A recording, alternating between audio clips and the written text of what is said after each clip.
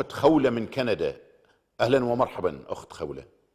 أهلا، السلام عليكم أستاذ جلال. عليكم السلام ورحمة الله مرحبا بك وبركاته. وأهلا بك. الله يرضى عنك. أستاذ جلال، أريد أن أقول بالدول العربية والإسلامية التي ستدافع عن الأمة العربية والإسلامية، يا مرحبا بهم وحياهم الله، وإن شاء الله إيد بإيد.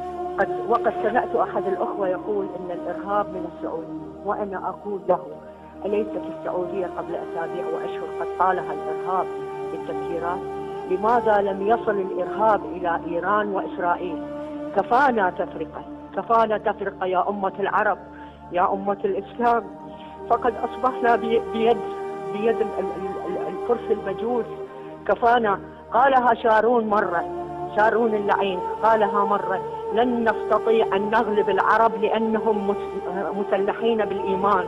الآن أصبح العراق هو الحاضنة الوحيدة الأكثر للإرهاب. الدواعش والحرس الثوري كلهم من إيران.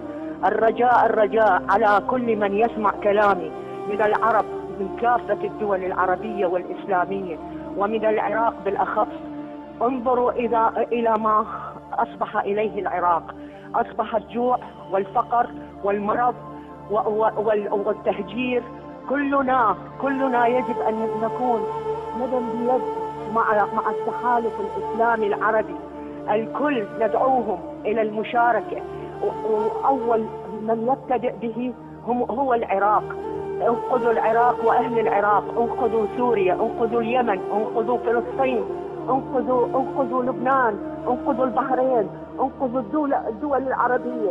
الله أكبر، والنصر للأمة العربية وللتحالف العربي، وحياهم الله وبياهم. إن شاء الله نصر من الله وفتح قريب.